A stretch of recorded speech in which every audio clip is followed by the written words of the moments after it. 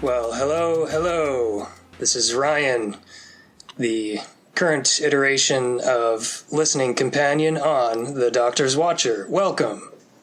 And this is Kyle. You are listening to the Fruit Bowl Enthusiasts podcast about every episode of Doctor Who. Fruit bowls really are good. Yeah, you can't go wrong with a good fruit bowl. It kind of sucks when you get those fruit salads that are like 90% different melons and like 8% grapes and 2% other shit. Yeah, like I want some strawberries and like some peaches and maybe even like cantaloupe. I guess cantaloupes are melon genre. Uh-huh. But yeah, a good fruit bowl with a nice variety, can't go wrong. Agreed.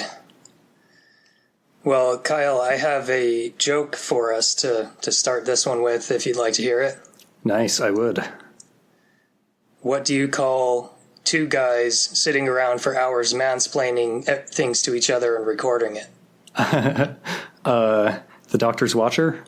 A podcast, but yeah. Nice. Well, I don't think it applies to us. I mean, we're not really mansplaining things. Yeah, I suppose that's true. And like, can a non-binary person even mansplain? Or is it just sort of like splaining? Yeah, NB-splain doesn't quite have the same ring. Right, too many syllables. Uh-huh. So, I was wondering, we kind of touched on this a little bit in our previous episode, but have you ever watched Doctor Who before? I have. Back in my teens, my friend used to be a couple of my friends were big Whovians, and I only saw like bits and pieces of episodes like at their houses, but I believe it was the Tom Baker incarnation. Nice. He was the one with the scarf, right? Mm-hmm. Yeah, so I remember seeing that and like just having no idea what was happening and like why did they like this? This guy seems like an asshole. Like it was, very small chunks, not enough to have like any context of anything. Like it was just, it wasn't enough to appreciate it. Yeah. And then when Doctor Who came back on, New Who, as it's called, I started watching that pretty regularly. Nice. I've fallen out of touch with it for now. I mean, I plan to go back and watch it. I haven't seen any of the new Doctor, but I hear he's awesome. But man, when it came back on, was it Eccleston, I think? I'm trying to think his first Tim? What's his first name? Christopher. Christopher, yes. Yeah. Man, he was awesome. Like he was so intense and like rage-filled, but also like tender and loving. He was so good. Yeah. I mean, I really like all the new Doctors. They're cool. But man, I miss his stuff. He was probably my favorite. I would probably agree with that. I think he's probably my favorite of the new Doctors. Yeah. It's kind of funny, like ever since the newest new Doctor, Shutigawa, and like, the show in America at least is on Disney Plus now. Mm-hmm. I think they kind of like soft rebooted and like they called his first season 1. So now there's kind of like old Who and old new Who and new Who. Huh. They regened, I guess. They regened while regenning. As far as I know, we don't have any new old Who, but hopefully someday. Nice, though. That'd be awesome. Uh-huh. I have also been watching, I guess I should say also. So I've been watching this other show recently called For All Mankind. I don't know if you've heard much about that. I haven't heard much, no. What's that about? So it's kind of like an alternate history, I guess. Basically, at the start of the very first episode, it's the moon landing, like the first time humanity reaches the moon, but it's Russia. Oh, and cool. So then, like, the whole series is kind of like, what happens after that in this sort of like alternate version of the space race and of history and stuff. So I'm like a couple episodes into the third season at this point, and yeah, really enjoying it. It's got awesome effects. It's got cool stories. It's, full of like drama, both like, space disaster drama and also like human relationship drama. Awesome. Yeah, it's really fun. And like each series kind of like covers a decade basically. So, at the very start, it's the moon landing in 1969, and season 1 basically covers the 1970s. And then in season 2, they skip ahead a few years into the 1980s. And, then like I said, I'm only at the start of season 3, but it's like, I think 1992. So season 3 is going to be the 90s. I think there are 5 seasons so far. I'm not sure if they're making more or not. Nice. But yeah, and it's made by Ronald D. Moore, who, of course, Battlestar made Galactica. Battlestar. He was Outlander. Also Deep Space Nine. Awesome. Yeah, so I've really been enjoying it. It's really cool. Yeah, I enjoy a well-made alternate history show or book. Although, if we're being real, it's not that alternate to have Russia win the space race. I mean, they won the space race. Yeah. We got to the moon and we were like, it's over, we win. Yeah, I mean, like, they got Yuri Gagarin in space, like, that was the first person in space, but we're like, no, that's not really the goal, it's to the moon. And right, that didn't count. Do over. They're still the only space program that's ever landed, if I recall right, that's ever landed anything on Venus. I think that's right. That sounds right to me. Yeah. Obviously, their craft deteriorated very quickly, but they transmitted from the surface of Venus. Yeah, that's super cool. That is very cool. Yeah. I was just reading a few days ago about how the Sovereign spacecraft crashed on Mars about a year or so ago. And they just recently are starting to think that they might know why it crashed. And apparently it's, it was sort of it would fly around Mars, and it, used cameras to figure out where and how it's flying and stuff. And I guess the part of Mars that it was flying over, the surface was too boring and nondescript for it to be able to tell what was going on. And it didn't realize that it still had horizontal motion when it was landing. Oh, damn. So yeah, it basically just landed and tumbled. So it pretty much landed on the Kansas of Mars. Pretty much, yeah. Dope. So, well, that's interesting. Yeah, I thought that was, kind of cool. And did you hear about, speaking of spacecraft and software and such, the Voyager stuff? No, I don't think I have. I think it was called Voyager. One of the first probes that we sent, it's on its way out of the solar system eventually, I think is the plan. And it was... I don't 100% remember the details right now, but I think the communications were becoming spotty, or it was glitching and stuff. and some ultra smart NASA scientists basically had a copy of the software that was running on it, very, very like old school, probably punch card style almost software. And they like found a bug, or no, they figured out that part of its memory had gone bad. And so they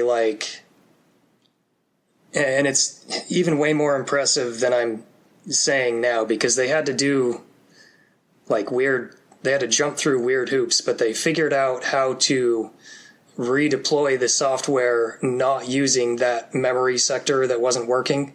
Oh, whoa. And yeah, basically they reflashed it with the same software, but slightly changed so it wouldn't use the bad part.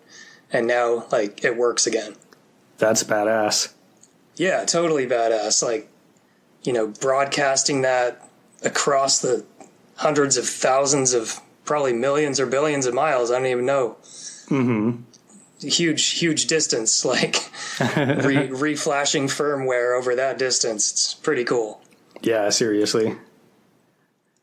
I think we've talked before about what is possibly one of my favorite pieces of experimental fiction that you can find on the internet, which is 17776.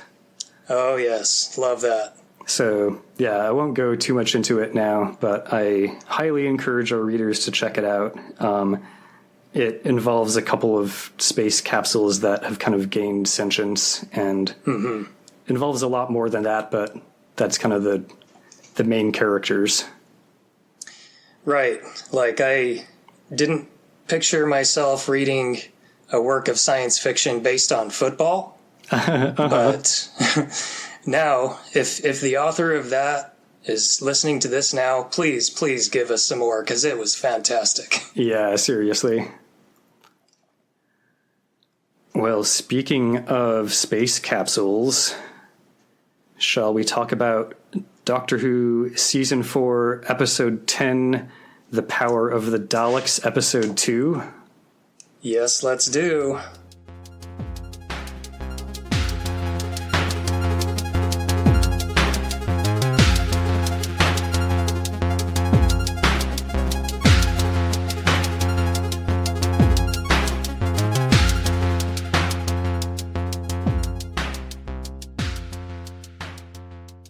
So this one, as I mentioned in the previous episode, is animated on BritBox. I'm still watching that animation.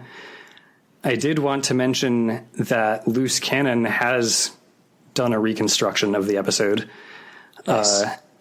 LC10 is the production number. It was produced in July 1999, which, was 17 years before the BBC animated it. So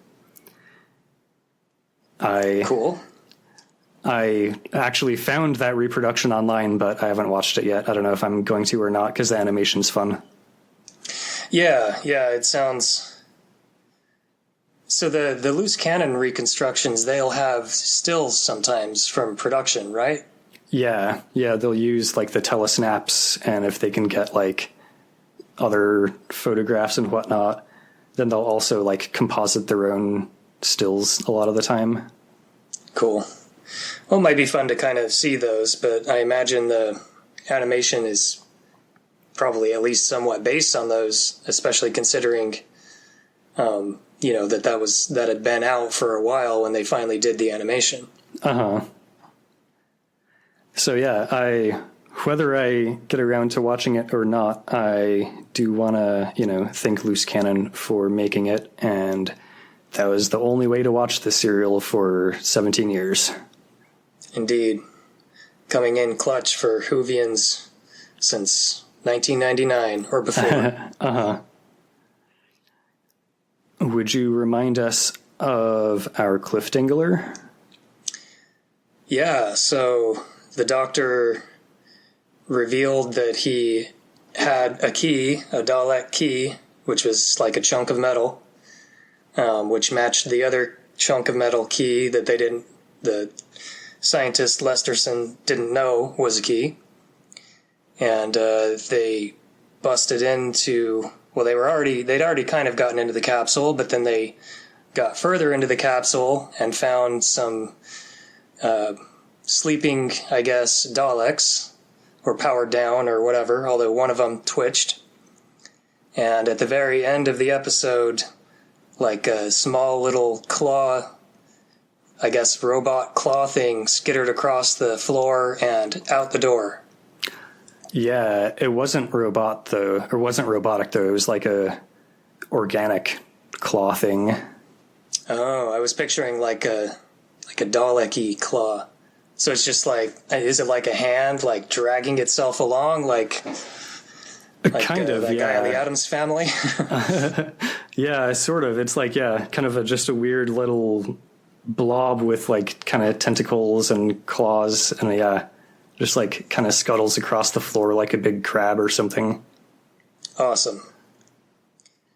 Well, I guess at least it doesn't seem like a Dalek, but still doesn't seem good.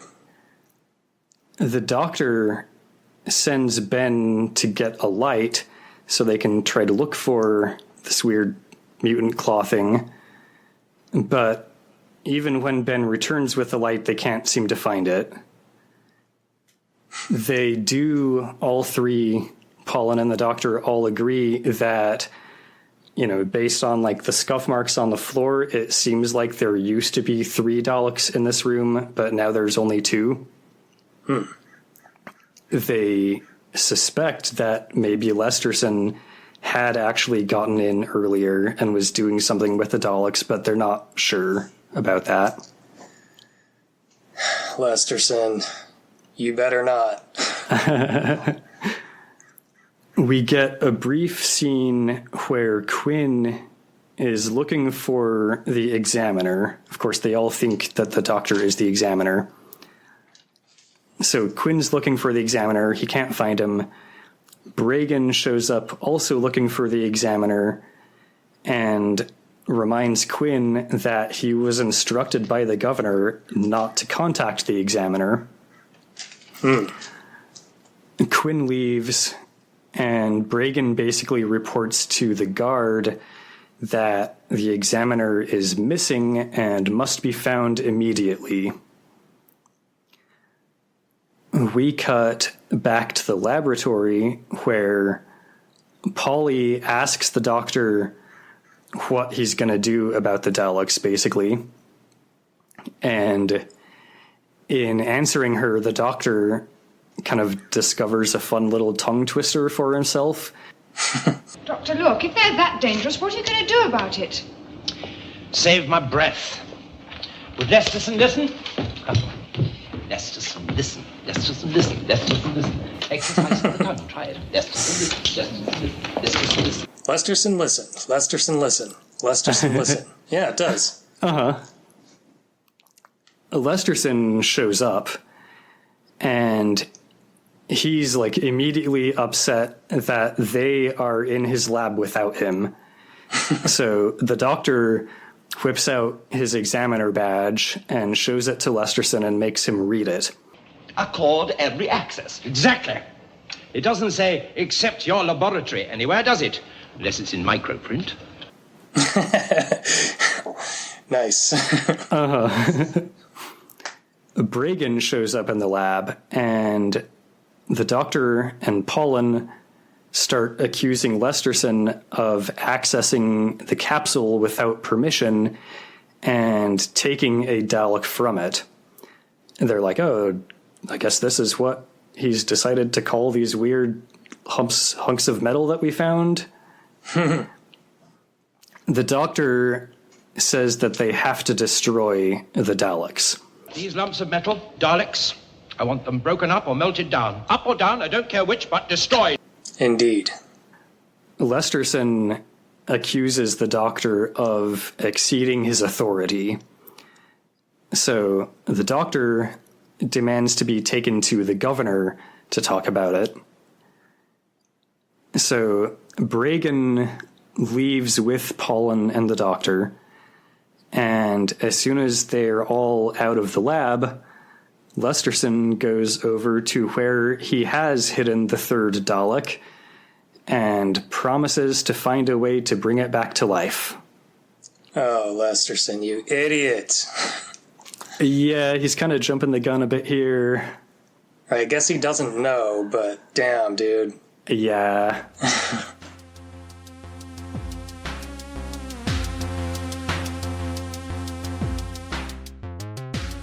Hey folks, and welcome to the mid-roll. This is the part of the podcast where I ask you if you're enjoying what you're hearing, and if so, I suggest that you might tell your friends and you might leave us a nice rating and review on the podcast rating and review site of your choice. That's all I've got for you here, and now back to the show.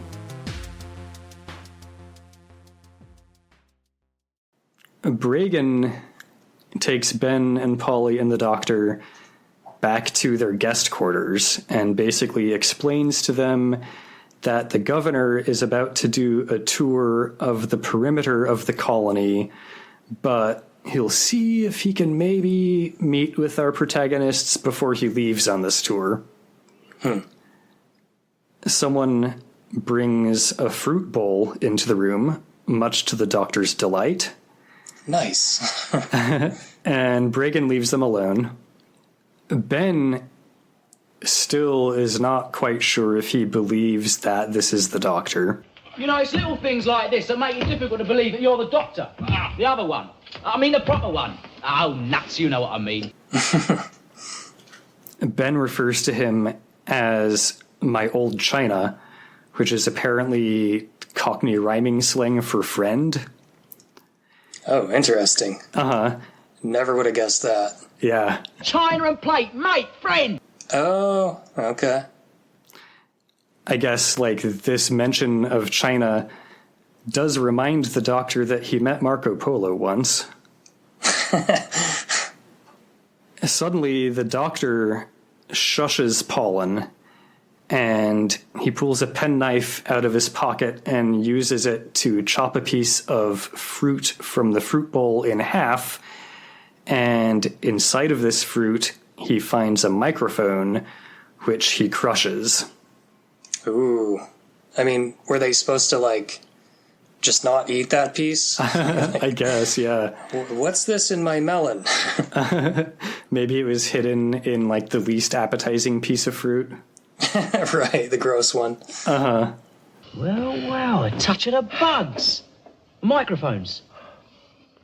Someone's been listening to what we were saying. So they all start to speculate about who exactly it was that called the actual examiner to the planet. They don't think it was Lesterson, since he very clearly does not want anyone messing with his investigation of the space capsule and the Daleks. Mm-hmm. They also don't think it was the governor, because governors generally don't like to ask for help because it makes it look like they can't do the job themselves. Very good point. Uh-huh. Ben is already ready to just head back to the TARDIS and GTFO, but the doctor says that they have to stay here and deal with the Daleks. Yeah, I mean, yeah, if they do get out, they'll just spread like a plague. Yeah. They're very difficult to stop, as we know. We get a brief scene with Lesterson, and apparently he's got two assistants now, Resno and Janley.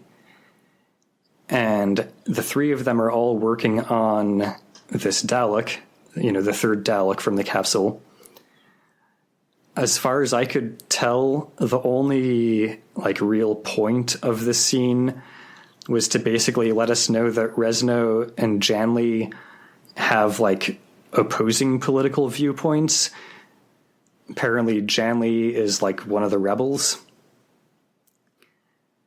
Lesterson, though, doesn't really care about politics. He just wants to get this Dalek working before the examiner can put a stop to it.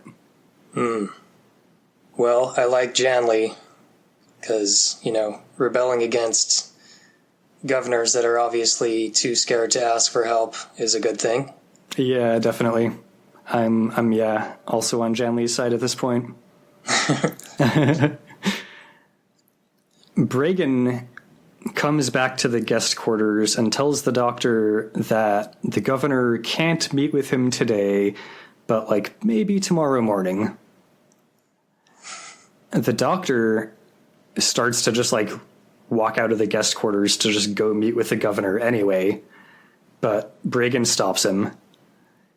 After Bragan leaves, the doctor says that he's going to contact Earth and let them know what's going on, and that Earth will definitely back him up. He thinks, Hope so. If Earth is backing me up, then like Governor Hensel will have to listen. Makes sense, but a lot can go on, out however far away from Earth they are. He goes and like tries the door out of the guest quarters, and the DM's like, shit, I guess I didn't say that it was locked, so it wasn't, and I guess you're in the corridor now. Nice. For some reason, like, the doorknob comes off of the door, and the doctor just, like, pockets it. Polly and Ben both just kind of laugh at that. Okay. Lesterson, Resno, and Janley, meanwhile, have hooked some power cords up to the Dalek, and they start giving it some energy, and its plunger arm starts moving around a little bit. Oh boy. Now, it's reasonable to assume that this sucker stick acts like some kind of a hand. Ah! They speculate that, the lens arm, the lens attachment is its eye. Reasonable. Yeah. They don't really have any ideas about what its gun arm is for, or like the short stubby arm as Lesterson calls it. Power it up, guys. He starts speculating that presumably there's some sort of control mechanism for the Dalek as a whole. He thinks maybe it has like a simplified positronic brain of some sort. But he objects when Resno says that it's watching them. You can't use the phrase watching us. Have us believing that the thing has intelligence next. Now get on with your work, man. So naive. Yeah, the lens is definitely like looking at Resno.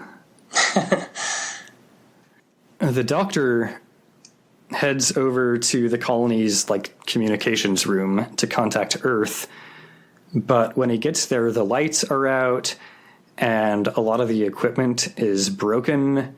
There are like cut wires, and the radio operator is on the ground unconscious. Oh boy. The doctor can hear somebody like skulking in the shadows basically and calls him out, and it's Quinn. And then Bragan shows up in the room a moment later. Quinn is holding a pair of wire cutters, which, seems pretty sus. Mm-hmm. When they ask him about it, he's just like, I picked him up off the ground. The doctor tells Bragan that he was attacked when he first landed on the planet, and that, after this attack, this button was left in his hand, and he shows them the button, and Quinn actually confirms that the button is his, it belongs to him. So Bragan calls the guards, and they take Quinn away. All right, you win this round, Bragan. We'll see what it looks like in front of the governor. Interesting. Like, why would Quinn just... Oh, yeah, that's mine. Seems early to be, just saying, oh, yeah, that was all me. Yeah, he's denying that he was involved in either the attack on the examiner or the attack on the radio operator. But like a lot of circumstantial evidence, and yeah, he's just like fully saying, yep, that button that was weirdly in the hand of the attacked examiner is my button, even though I didn't do it. Yeah. Not smart, Quinn. Have you ever been to court? Come on, man. Yeah, you know, if you don't have a lawyer present, shut the fuck up. Right. Never talk to cops without a lawyer. So after Quinn is taken out of the room, Bragan asks the doctor what he was doing here, and the doctor doesn't really have an answer. And, you know, he doesn't want to, like, tell him that he was calling Earth or whatever. But we cut away before anything else happens. And we cut back to the lab where they are feeding more and more energy into this Dalek, and they're filming its reaction. The Dalek, meanwhile, like, keeps looking at Resno with its lens, and then suddenly its gun arm swivels around and film negativizes Resno. Oh. So he falls to the ground. Janley goes over to check him out, and it seems like he's just unconscious. He's not dead. So Lesterson goes for help so they can, like, get him to the hospital or whatever. Must have had a weak charge. We skip ahead basically to the next morning, I guess. The doctor is playing some music on his recorder while Ben and Polly are arguing about Quinn.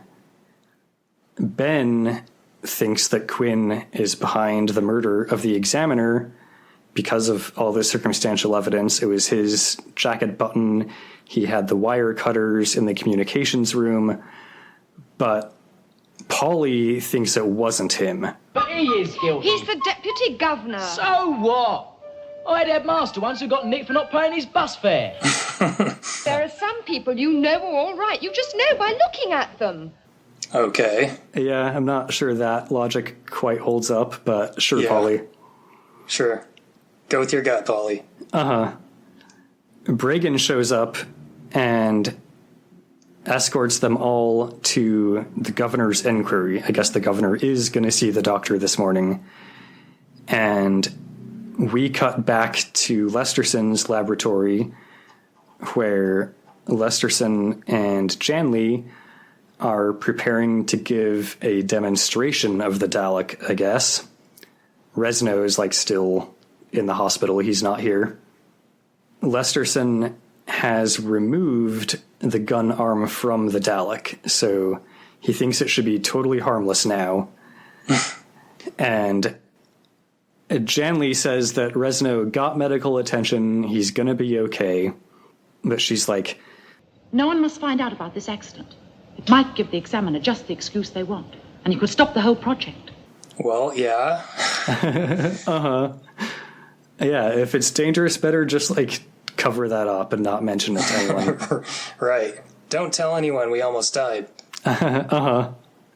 So, in the governor's office, we're starting the inquiry, and Quinn continues to just fully deny that he attacked either the radio engineer or the examiner, but he has no explanation for how or why the doctor/examiner has his jacket button. What a noob. Yeah. The inquiry doesn't really get any farther than this, though, because Lesterson rushes into the room, interrupting everything, tells the governor, Governor, I've just completed an experiment which could revolutionize the whole colony. and the doctor is just like, oh shit, what did you do? And Lesterson calls to Janley, who steps aside, like, out of the doorway of the room, and allows the Dalek to roll on into the room, fully under its own power and everything. Oh boy. It rolls into the room, sure enough, it only has a plunger arm and a lens arm. It does not have the gun arm. The lens kind of swivels around and like checks the whole room out, and it stops when it sees the doctor. It, sees him and focuses in on him, which both Ben and the doctor notice. They're like, oh shit, it clearly recognizes the doctor. But no one else really seems to notice or care about this. I mean, that's pretty advanced recognition algorithms, considering, he's an all-new dude. Yeah, totally. Yeah, I'm assuming that it must not just be doing, like, image recognition, because then I wouldn't think it's the doctor. It's got, like, I don't know, maybe some sort of, like, energy detection or something.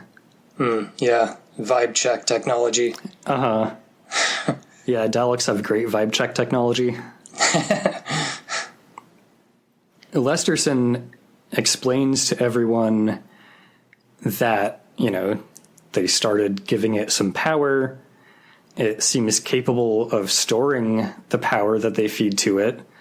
So, it doesn't have to be, like, plugged in all the time. They can, like, charge it up and let it go.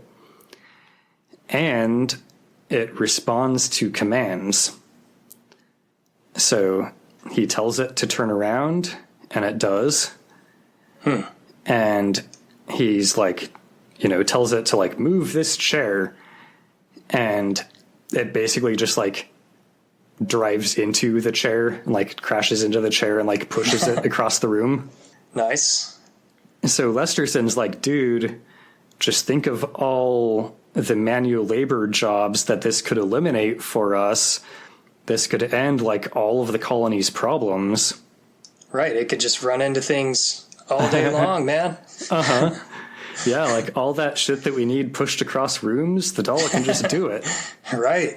Say goodbye to taking the garbage out. Just have this thing push it out. Uh-huh. The doctor's like, Yes, it will end the colony's problems, because it will end the colony. but the Dalek disagrees with this. I am your servant. Oh, wow. Lesterson's like, whoa, cool, it can talk.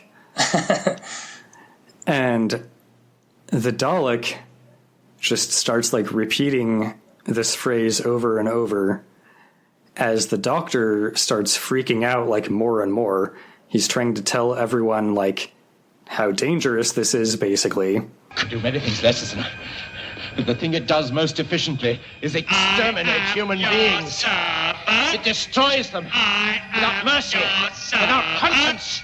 It destroys them utterly, completely. Your servant. I am your servant. Wow. This thing's like an evil Teddy Ruxpin. Uh-huh. And yeah, with that, the words on the screen say Doctor Who Patrick Troughton.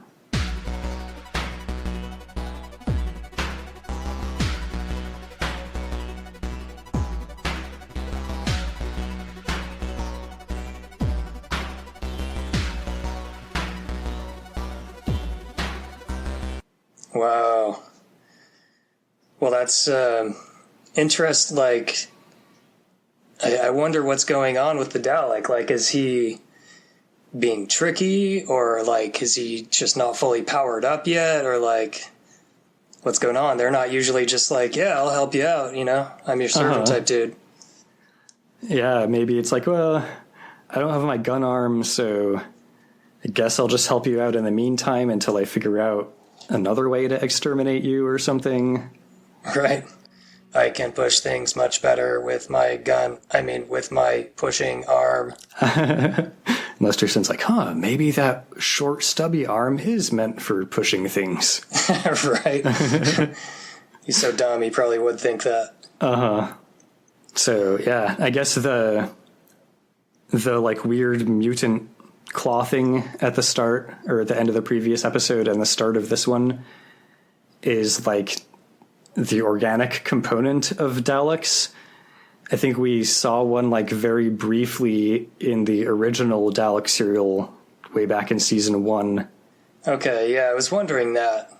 Like, it's, yeah, kind of like the brain part. Uh-huh. That can get, I think, much later in the Who series, there was one that got lonely or something like that. Yeah, that sounds right. So, yeah, I guess that's just still loose in the space capsule. Well, that's reassuring. Never really followed up on that, but I guess maybe that's why the Dalek metal bit is so compliant and helpful, is because it's not being driven by the little sneaky little rascal that's for some reason not inside it. yeah, that could be like, yeah. Although I don't know, like the Janley and Lesterson, they don't have like direct control. It's not like, they have a remote for it or something.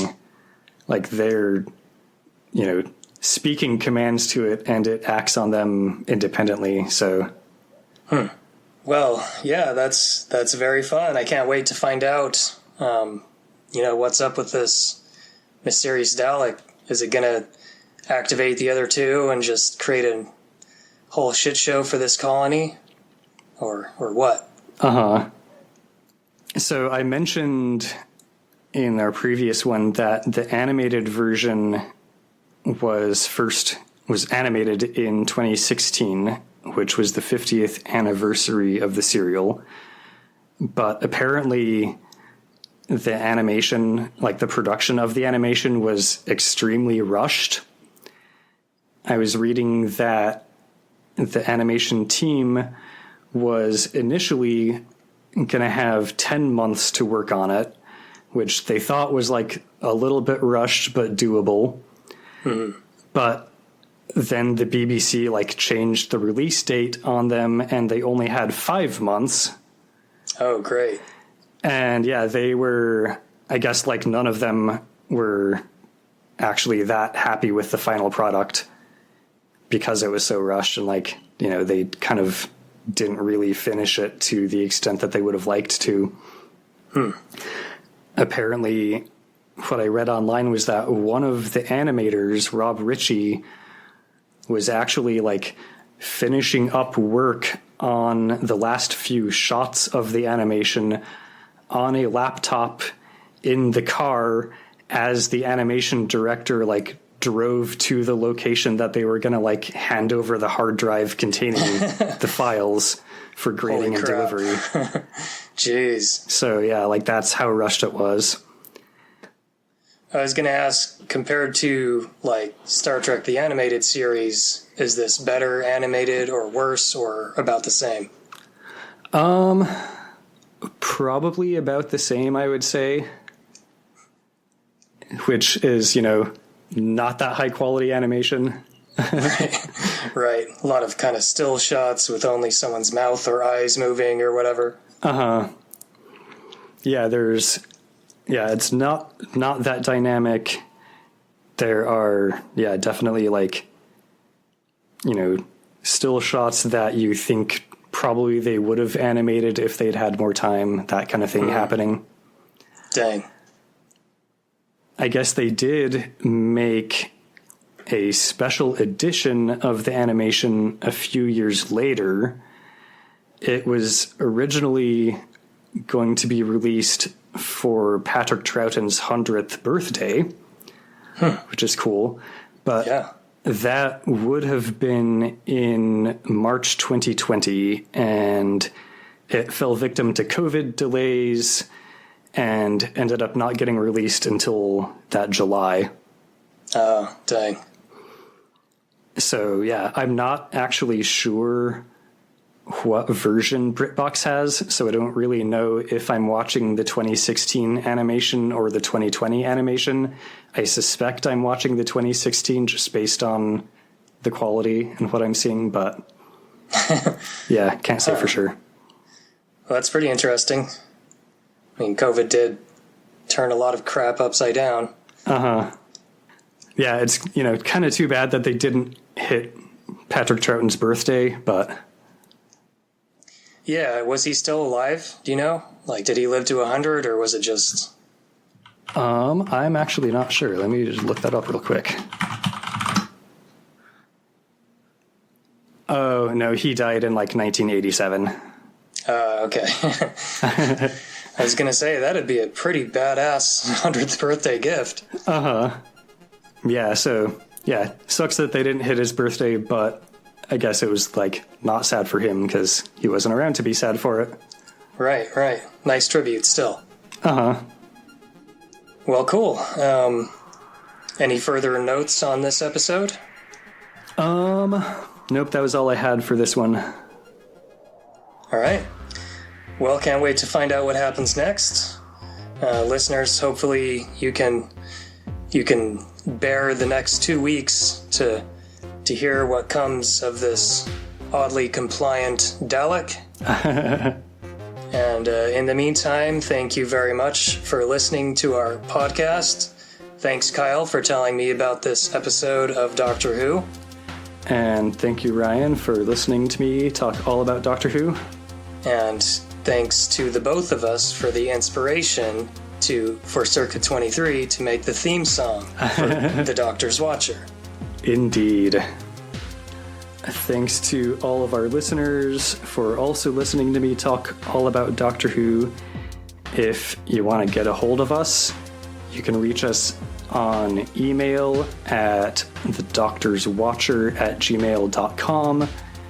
You can also get us on Blue Sky at drwatcher.bsky.social. I don't know if people say like Busky or if you spell it out or what, but that's our Blue Sky account. Cool. Yeah, I don't know either. Busky's kind of fun though. Yeah, that's probably what I'm going to go with. Nice. Cool. Well, I think that about wraps it up. So if you want to find out what is happening with this compliant Dalek, then come back in 2 weeks for The Power of the Daleks, Episode 3. Indeed. And we'll see you then, listeners. Bye.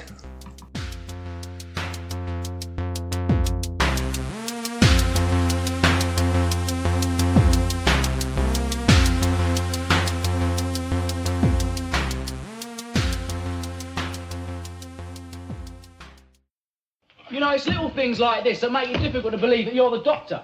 The other one. I mean the proper one. Oh, nuts, you know what I mean. Nuts? Yes, certainly. Here we are.